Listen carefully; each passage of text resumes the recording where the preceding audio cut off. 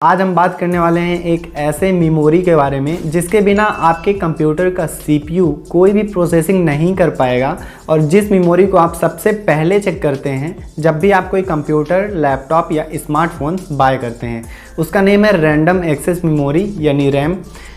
जब आप RAM bye करने जाते हैं तो उसके स्पेक्स में बहुत सारी डिटेलिंग की गई होती है जिन्हें देखकर ज़्यादातर लोग कंफ्यूज हो जाते हैं।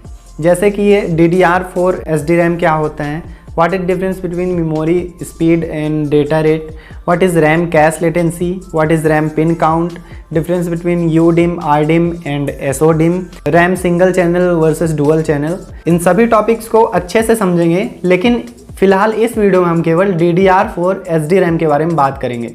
फर्स्टली यह समझ लेते हैं कि रैम होता क्या है।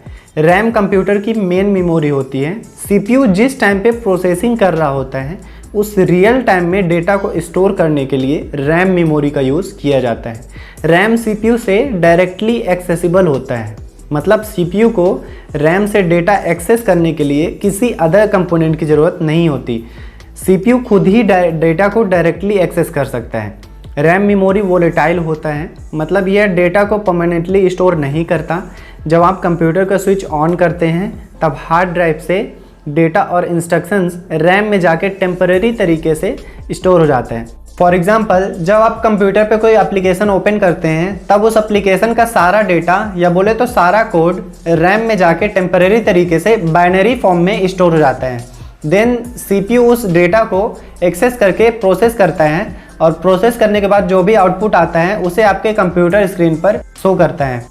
डेटा तभी तक रैम में रहता है जब तक कंप्यूटर ऑन होता है या CPU जब कुछ प्रोसेसिंग कर रहा होता है। इसलिए अगर आप कोई एप्लीकेशन ओपन करते हैं, सपोज आपने एक वीडियो एडिटिंग एप्लीकेशन ओपन किया, उसमें आधा से अधिक एडिटिंग आपने कंप्लीट कर ली, देन सडनली अगर करंट चला जाता है फिर तो या तो कंप्यूटर रहेगा या तो तुम। अबे तू Was at this moment that he knew he fucked up. इसलिए यह बहुत ज़रूरी होता है कि वर्क करते समय उसे थोड़ा थोड़ा करके सेव करते जाइए। सो नाउ अब हम बात करेंगे अपने मेन टॉपिक पर। एक्चुअली रैम 2 टाइप्स के होते हैं। पहला है SRAM यानी स्टैटिक रैंडम एक्सेस मेमोरी और दूसरा है DRAM यानी dynamic random access memory. SRAM का बेस्ट एग्जांपल है कैश मेमोरी। इसके बारे में हम बाद में डिस्कस करेंगे। फिलहाल हम DRAM के बारे में डिस्कस करने वाले हैं। DRAM को यूजुअली सभी लोग रैम ही बोलते हैं। डायनेमिक रैम में डेटा को या बोले तो बाइनरी इन्फॉर्मेशन को इलेक्ट्रिक चार्ज के फॉर्म में कैपेसिटर्स को अप्लाई कर दिया जाता है और वह सारा डेटा कैपेसिटर में इलेक्ट्रिक चार्ज के फॉर्म में स्टोर कर दिया जाता है।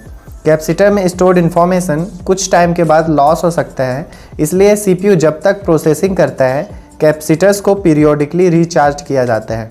DRAM में बहुत से मेमोरी चिप्स लगे होते हैं और हर एक चिप के अंदर मिलियंस ऑफ मेमोरी सेल्स होते हैं और ईच मेमोरी सेल के अंदर एक ट्रांजिस्टर और एक कैपेसिटर मौजूद होता है जो कि एक सिंगल बिट को स्टोर करने के काम में आता है। मतलब चिप के अंदर हर एक सेल के कैपेसिटर में एक सिंगल बिट डेटा स्टोर होता है। बस आप इतना जान लो कि डेटा बिट्स को स्टोर करने के लिए कैपेसिटर का यूज़ किया जाता है और ट्रांजिस्टर एक स्विच की तरह काम करता है जिसके थ्रू कैपेसिटर को रिचार्ज किया जाता है। आपने सुना होगा कि DRAM में डेटा को बनाए रखने के लिए DRAM को कॉन्स्टेंटली रिफ्रेशिंग की ज़रूरत होती है। इसका मतलब यही है कि DRAM के अंदर जो कैपेसिटर होता है उसे कॉन्स्टेंटली ट्रांजिस्टर की मदद से रिचार्ज किया जाता है ताकि कैपेसिटर में चार्ज को मेंटेन करके रखा जा सके ताकि डेटा लॉस ना हो तब तक जब तक कि CPU कुछ प्रोसेसिंग कर रहा होता है। DRAM की स्पीड बहुत ज़्यादा फास्ट होती है as compare to hard drive and SSD। यही कारण है कि रैम हार्ड ड्राइव और SSD से ज़्यादा कॉस्टली होता है। DRAM 3 प्रकार के होते हैं। पहला है असिंक्रोनस DRAM। इस टाइप के DRAM CPU के साथ सिंक्रोनाइज नहीं होते हैं। Synchronise means operate at the same time. इसका मतलब यह हुआ कि CPU को एग्जैक्ट टाइम का पता नहीं चल पाता है कि डेटा रैम के आउटर बस में अवेलेबल हो गया है या नहीं, इसलिए CPU कई सारे अटेम्प्ट्स लगाकर चेक करता है। जैसे कि इस इमेज में देखिए, अटेम्प्ट 1 में CPU didn't get the data, attempt 2 में भी नहीं, और ऐसे ही कई सारे अटेम्प्ट्स लगाकर चेक करता है डेटा एक्सेस करने के लिए, जिसके कारण CPU को मेमोरी एक्सेस डिले का सामना करना पड़ता है। और इसी लिमिटेशन को पूरा करने के लिए DRAM का नेक्स्ट जनरेशन आया which is known as synchronous DRAM। इस टाइप के DRAM CPU के साथ सिंक्रोनाइज्ड होते हैं और CPU को यह पता होता है कि कितने टाइम में या बोले तो कितने नंबर ऑफ साइकिल्स में डेटा रैम से बस में अवेलेबल हो जाएगा। इसमें CPU को मेमोरी एक्सेस के लिए वेट नहीं करना पड़ता। अगर आपने मेरे पुराने ट्यूटोरियल्स वीडियो देखे हैं तो आपको पता होगा कि CPU number of clock cycles में एग्जीक्यूट होता है। ठीक इसी तरह रैम भी नंबर ऑफ क्लॉक साइकिल्स में एग्जीक्यूट होता है। 1 क्लॉक साइकिल में 2 एजेस होते हैं। फर्स्ट इज़ राइजिंग एज यानी positive edge and second is falling edge यानी नेगेटिव एज। अभी कुछ देर पहले हमने सिंक्रोनस DRAM के बारे में समझा था। सिंक्रोनस DRAM को single data rate synchronous DRAM भी कहा जाता है। तो single data rate synchronous DRAM में क्या होता है कि डेटा केवल क्लॉक साइकिल के राइजिंग एज में ट्रांसफ़र होता है। लेकिन जो नेक्स्ट जनरेशन है वो है DDR SDRAM यानी dual data rate synchronous dynamic random access memory, जो कि मॉडर्न कंप्यूटर में सबसे ज़्यादा यूज़ होता है। सिंगल डेटा रेट SDRAM के लिमिटेशन को पूरा करने के लिए डुअल डेटा रेट SDRAM को डेवलप किया गया। यह RAM single data rate SDRAM से 2 टाइम्स ज़्यादा फास्ट डेटा ट्रांसफ़र करता है।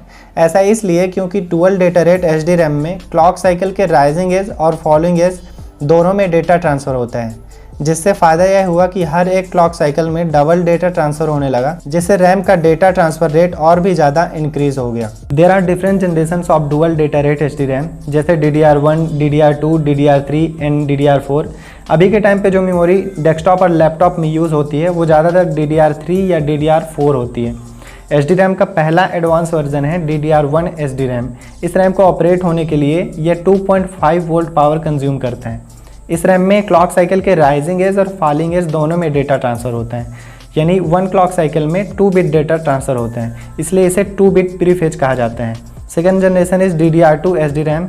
यह रैम DDR1 का एडवांस वर्जन है और यह 2.5 वोल्ट पावर की जगह पर 1.8 वोल्ट पावर में ऑपरेट होते हैं, और इसका डेटा रेट भी DDR1 के कंपैरिजन में डबल है, क्योंकि DDR1 में 1 साइकिल में 2 बिट डेटा ट्रांसफ़र होते थे, लेकिन DDR2 में 1 साइकिल में 4 बिट डेटा ट्रांसफ़र होते हैं। ऐसा इसलिए क्योंकि इसके इंटरनल बस का विड्थ इंक्रीज होकर डबल हो गया है, जिससे 1 क्लॉक साइकिल में 4 बिट डेटा ट्रांसफ़र हो पाते हैं। यहाँ पर बस एक इलेक्ट्रॉनिक पाथवे है जिसमें डेटा ट्रांसफ़र होता है। सो जितना ज़्यादा बस का विड्थ होगा उतना अधिक डेटा बिट्स 1 क्लॉक साइकिल में ट्रांसफ़र हो पाएंगे। Now third generation is DDR3 SDRAM। यह रैम एडवांस वर्जन है DDR2 का और यह 1.5 वोल्ट पावर में ऑपरेट होता है, और इसका भी डेटा रेट पिछले जनरेशन के कंपैरिजन में डबल है। 4 बिट की जगह पर 8 बिट डेटा 1 क्लॉक साइकिल में प्रीफेच होता है। हम ऐसा कह सकते हैं कि इस रैम के इंटरनल डेटा बस का विड्थ इंक्रीज होकर पिछले जनरेशन के कंपैरिजन में डबल हो गया है। And the fourth generation is DDR4 SDRAM। DDR4 advance version है DDR3 का और यह 1.2 वोल्ट पावर में ऑपरेट होता है, लेकिन यह पिछले जनरेशन की तरह ही 1 साइकिल में 8 बिट डेटा प्रीफेच कर पाता है। सो जैसा कि आपने देखा कि जैसे जैसे DDR का जनरेशन बढ़ता गया वैसे ही रैम कम पावर कंजप्शन करने लगा और डेटा बस का विड्थ भी इंक्रीज हो गया, जिससे रैम एक ही क्लॉक साइकिल में कई सारे बिट्स ट्रांसफ़र करने में सक्षम हुआ। सो अगर रैम के स्पेक्स में DDR4 SDRAM दिया हुआ है तो आप लोग अब कंफ्यूज मत होना। यहाँ पर DDR का मतलब है dual data rate. It means इसमें क्लॉक साइकिल के राइजिंग एज और फॉलिंग एज दोनों में डेटा ट्रांसफ़र होता है। और यहाँ पर 4 इसका जनरेशन है। मैं ये रिकमेंड करूँगा कि आप लेटेस्ट जनरेशन ही खरीदो, क्योंकि लेटेस्ट जनरेशन उसके प्रीवियस जनरेशन के कंपैरिजन में ऑपरेट होने के लिए कम पावर कंजप्शन करता है, जिससे रैम कम हीट होता है और आपके रैम की स्पीड भी फास्ट बनी रहती है। और S स्टैंड फॉर सिंक्रोनस, मतलब यह रैम CPU के साथ सिंक्रोनाइज्ड होता है और CPU को मेमोरी एक्सेस के लिए वेट नहीं करना पड़ता। And here D is for dynamic. यहाँ पर रैम को डायनेमिक इसलिए कहा जाता है क्योंकि इसे बार बार रिफ्रेशिंग की ज़रूरत पड़ती है, नहीं तो डेटा लॉस हो सकता है। And here RAM is the name of memory which stand for random access memory. So that's all guys. I hope आपको समझ में आया होगा। वीडियो पसंद आया तो प्लीज़ लाइक, कमेंट एंड